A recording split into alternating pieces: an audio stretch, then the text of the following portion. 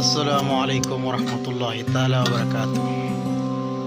আজ অনেক দিন পর ঘরোয়া পদ্ধতিতে মাটির চুলায় কাচ্চি বিরিয়ানি রান্না করলাম।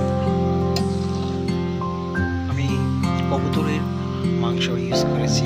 কবুতরের মাংস দিয়ে কাচ্চি বিরিয়ানি অনেক স্বাদ, মানে কবুতরের মাংস অনেক স্বাদ হয়ে থাকে।